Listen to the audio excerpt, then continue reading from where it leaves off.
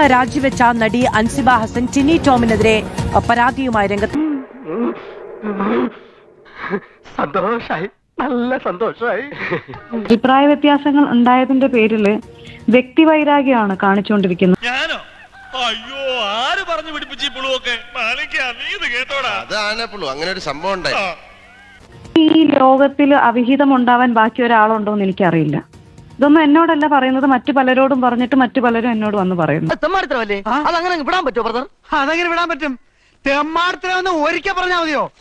ഇവിടെ എന്താ ചോദിക്കാൻ പറയാനോ ആളില്ല. അത് വേറെ ആരോ പുള്ളിക്കാരത്ത് പറഞ്ഞു കൊടുത്തു. ഇത് വലിയ കഷ്ടായല്ലോ. പെണ്ണിനെ തകർക്കാൻ ഏറ്റവും എളുപ്പം അവിഹിത ആരോപണമാണല്ലോ. ചീത്ത രീതിയിലാക്കി വെക്കാൻ ഏറ്റവും എളുപ്പം അതാണ്. നന്ദിയേട് കാണിച്ചതല്ല ഗണപതി ചേട്ടാ. പോയാലൊരു വാക്ക്, കിട്ടിയാലൊരാനാന്ന് കരുതി ഒന്ന് ഇടിച്ചു കയറി നോക്കിയതാ. സഹിക്കാൻ പറ്റാത്ത മറ്റൊരു കാര്യം ഉണ്ടായത്, ഞാൻ ഇസ്ലാമിലേക്ക് അദ്ദേഹത്തിന്റെ ഡ്രൈവറെ ഉൾപ്പെടെയുള്ളവരെ കൺവേർട്ട് ചെയ്യാൻ ശ്രമിച്ചു എന്ന് പറയുന്നത്. ഇത്രയൊക്കെ പറയുന്ന ആളുടെ കൂടെയൊക്കെ ഞാൻ എങ്ങനെയാണ് ഒരു കമ്മിറ്റിയിൽ ഇരിക്കുക? അറപ്പൊന്നുമില്ലേ? വല്ല കാര്യമുണ്ടോ? എന്തിനാണ് ഇങ്ങനെ ഇല്ലാന്ന് നടക്കണേ? ടിനി ടോം ഇങ്ങനെ ഒരു ആരോപണം പരസ്യമായി ഉന്നയിച്ചുവോ?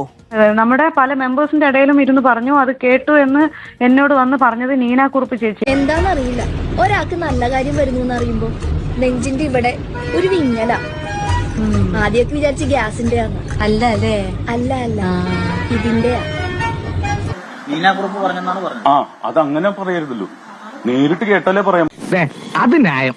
ടിനി ടോമിനോട് ഇക്കാര്യം ചോദിച്ചുവോ? എങ്ങനെ ചോദിക്കാൻ തോന്നും ഒരാൾക്ക്? അയ്യോ അയ്യോ, എനിക്ക് ഇപ്പോഴും അത് പറയുമ്പോൾ ഭയങ്കര വിഷമമുണ്ട്. എന്താ ഇത്? എന്തിനാ കരയുന്നേ? ഇസ്ലാമിലേക്ക് കൺവേർട്ട് ചെയ്തു പറയാൻ അയാൾക്ക് എങ്ങനെ തോന്നിയെന്നാണ് എനിക്കിപ്പോഴും മനസ്സിലാവാത്തത്. നിന്റെ ആ പഴയ സ്വഭാവത്തിന് ഇതുവരെ ഒരു മാറ്റവും ഇല്ലല്ലോ. പേര് അൻസിബ ഹസൻ ഉള്ളത് കൊണ്ട് മാത്രമല്ല അങ്ങനെ പറയണത്. അത് കണ്ട് ആരും തെറ്റിയിരിക്കാൻ വേണ്ട. നീ നിനക്കിഷ്ടമുള്ള ജീവിക്കാർമാനെ, മറ്റുള്ളവർ അവർക്ക് ഇഷ്ടമുള്ള ജീവിക്കട്ടെ. ഇത്തിരി ദയുണ്ടായാൽ മതി. മറ്റുള്ളവരുടെ വിശ്വാസത്തോട് ഇത്തിരി റെസ്പെക്റ്റും അത്രയും ആവശ്യമുള്ളൂ. ലോകം നന്നായിക്കോളും. അതിന് നീ ഇത്ര ബേജാറാവുന്നതിനാണ്. ടിനി ടോം ചേട്ടൻ എന്തൊക്കെയാണ് നീന കുറുപ്പ് ചേച്ചിയെ വിളിച്ചത് എന്ന്? അസഭ്യ വാക്കുകൾ, വളരെ മോശമായി. മലയാളത്തില് ഏറ്റവും വൃത്തികെട്ട രീതിയിൽ പറയുന്ന വാക്കുകൾ എന്തൊക്കെയാണ് അതൊക്കെ തന്നെയാണ് വിളിച്ചത്. പറഞ്ഞിട്ടില്ലേ? ഇല്ല ഇല്ല ഇല്ല ഇല്ല ഇല്ല. കള്ളം പറയുന്നു ആ പന്നെ. ഒരു മോശമായ മെസ്സേജോ ഒരു മോശമായിട്ടുള്ള പ്രവർത്തനം എന്റെ ഉണ്ടായിട്ട്. ചേട്ടായി കൂടുതൽ നമ്പർ മറക്കണ്ട. ഞങ്ങൾ തന്നതേ ചോറ് തന്നെയാ. നീ എന്തിനാ ചെയ്തതെന്ന് മാത്രം പറഞ്ഞാൽ മതി. മാറ്റാൻ ശ്രമിച്ചത് കൊണ്ടാണ് നീന ചേച്ചിയെ അന്ന് തല്ലാതെ വിട്ടതെന്നാണ് ഞാൻ അറിഞ്ഞത്. സത്യമാണോ അംസേ? എനിക്കറിയില്ല സാറേ, ഇവന് ജാമ്യം വേണ്ട സാർ. ഇനി അവിടെ നിന്നിട്ട് ഞാൻ ഫൈറ്റ് ചെയ്യാൻ നിന്ന് കഴിഞ്ഞാല് എന്റെ മെന്റൽ ഹെൽത്ത് നശിച്ചു പോകുന്നു പേടിച്ചിട്ട് ഏത് നേരത്താണോ തീവ്രവാദിയാക്കി അവസാനം ജിഹാദി എന്ന് പറഞ്ഞു എന്നെ പറ്റി. കുമാര, അനക്കേതായാലും കുറച്ച് വർഗീയത കൂടുതലുണ്ട്.